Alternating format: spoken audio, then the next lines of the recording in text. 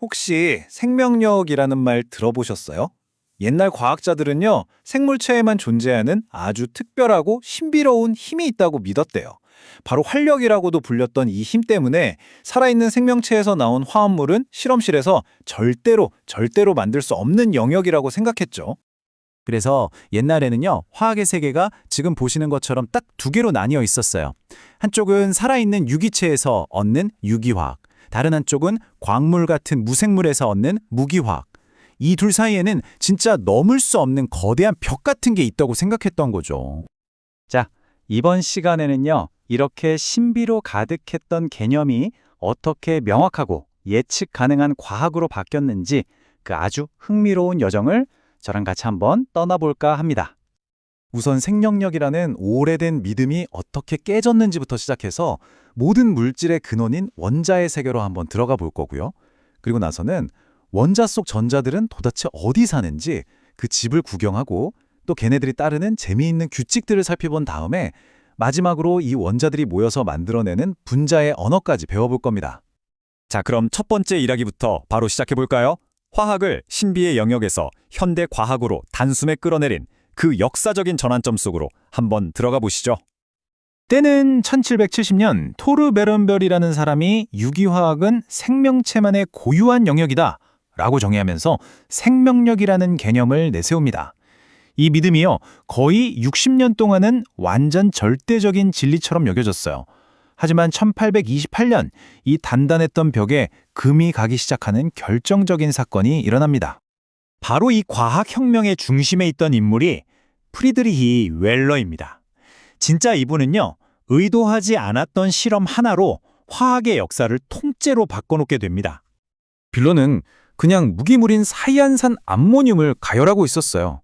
그런데 정말 놀랍게도 그 결과물이 뭐였냐면 포유류의 소변에 들어있는 대표적인 유기물, 바로 요소였던 거예요.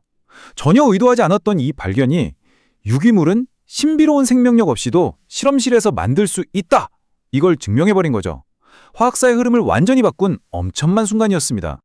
자, 이렇게 생명력이라는 거대한 벽이 무너졌으니까요. 이제 모든 물질을 구성하는 가장 기본적인 벽돌, 바로 원자의 내부를 들여다볼 준비가 된 것 같습니다. 원자는 크게 두 부분으로 나눌 수 있어요. 아주 작지만 엄청 묵직한 핵이 가운데 딱 버티고 있고요. 그 주변에 어마어마하게 넓은 공간을 전자들이 구름처럼 둥둥 떠다니는 구조죠. 원자의 중심, 그러니까 핵 안에는 플러스 전하를 띤 양성자랑 아무 전하도 없는 중성자가 꽉 뭉쳐 있고요. 그리고 그 주변을 마이너스 전하를 띤 전자들이 쌩쌩 맴돌고 있는 거예요. 바로 이 세 가지 작은 입자들이 어떻게 조합되느냐에 따라 우주의 모든 물질이 만들어지는 정말 기본 중의 기본 레시피인 셈이죠. 여기서 진짜 중요한 게 바로 원자 번호인데요.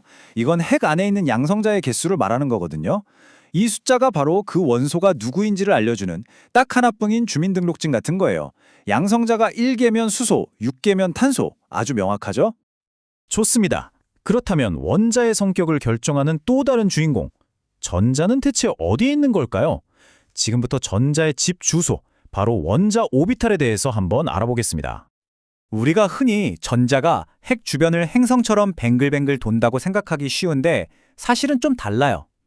오비탈은 전자의 딱 정해진 집 주소라기보다는 주요 활동 구역에 가깝다고 보시면 돼요. 뭐랄까, 전자를 찾고 싶으면 이 3차원 공간 안을 뒤져봐. 95% 확률로 여기 어딘가에 있을 거야 라고 말해주는 확률 지도 같은 거죠. 자, 전자가 머무는 가장 기본적이고 심플한 방을 한번 볼까요? 바로 이 공 모양의 S 오비탈입니다. 어느 방향에서 봐도 똑같은 완벽한 구형이죠. 전자의 첫 번째 집, 1층 원룸이라고 생각하시면 쉬울 것 같아요. 그 다음 레벨의 방은 P오비탈인데요. 모양이 좀 더 특이하죠? 보시는 것처럼 아령 모양을 하고 있고요. 이제 그냥 덩그러니 있는 게 아니라 3차원 공간에 X축, Y축, Z축 이 세 방향으로 서로 직각을 이루면서 존재합니다. 이렇게 방향성이 전혀 없는 동그란 공 모양의 S오비탈과 특정 방향으로 쭉 뻗어 있는 P오비탈. 바로 이 모양의 차이가 원자들이 서로 다른 각도로 결합하고 결국 우리가 사는 이 입체적인 3차원 세상을 만드는 핵심 비결이에요. 정말 신기하지 않나요? 자, 전자가 사는 다양한 모양의 집들을 구경했으니까요. 이제 전자가 그 집에 들어갈 때 반드시 지켜야 하는 규칙들, 일종의 입주 규칙을 알아볼 차례입니다. 바로 이게 전자를 배치하는 일종의 설계도라고 할 수 있습니다. 전자는 아무 방에나 막 들어가는 게 아니고요. 에너지가 낮은 아래층부터 차곡차곡 이 설계도에 나와 있는 아주 엄격한 규칙을 따라서 채워지게 됩니다. 그 규칙은 아주 간단한 세 가지예요. 첫째, 싸움 원리. 보시는 것처럼 가장 에너지가 낮은 제일 싼 방부터 채운다는 거죠. 둘째, 파울리 베타 원리. 한 방에는 최대 2명까지만 들어갈 수 있는데 그것도 서로 반대 방향을 보고 들어가야 해요. 마지막으로 훈투 규칙. 이건 마치 버스 탈 때랑 똑같아요. 에너지가 같은 방이 여러 개 있으면 창가 자리에 한 명씩 다 앉은 다음에야 그 옆자리를 채우기 시작하는 거죠. 정말 합리적이죠? 좋습니다. 원자의 구조부터 전자의 규칙까지 다 알았으니 드디어 이 모든 것들이 모여서 어떻게 분자를 만드는지 그 최종 결과물을 확인할 시간이네요. 근데 여기서 근본적인 질문이 하나 생겨요. 원자들은 왜 혼자 있지 않고 굳이 서로 선을 잡아서 분자를 만드는 걸까요?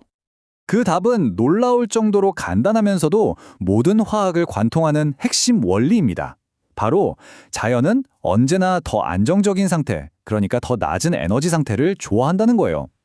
원자들이 불안정하게 혼자 둥둥 떠다니는 것보다 서로 손을 잡고 결합한 상태가 훨씬 안정적이기 때문에 기꺼이 분자를 만드는 겁니다. 이렇게 만들어진 분자를 우리가 종이 위에 표현하기 위해서 화학자들은 여러 가지 그림 언어를 써요. 여기 보시는 것처럼 모든 전자를 점으로 일일이 다 찍어서 가장 자세하게 보여주는 루이스 구조가 있고요. 결합만 선으로 간단하게 나타내는 케쿨레 구조, 그리고 전문가들이 가장 많이 쓰는 뼈대만 쓱쓱 그려서 아주 효율적으로 표현하는 골격 구조까지 목적에 따라 다양하게 사용되는 거죠. 신비로운 생명력에서 출발해서 원자의 구조와 전자 배치라는 아주 명확한 규칙까지 정말 긴 여정을 함께 했네요. 바로 이 간단한 규칙들이 우리가 쓰는 약품부터 플라스틱까지 모든 것을 만드는 유기화학의 첫 걸음입니다. 자, 이제 이 규칙들을 알게 된 우리, 과연 무엇을 만들 수 있을까요?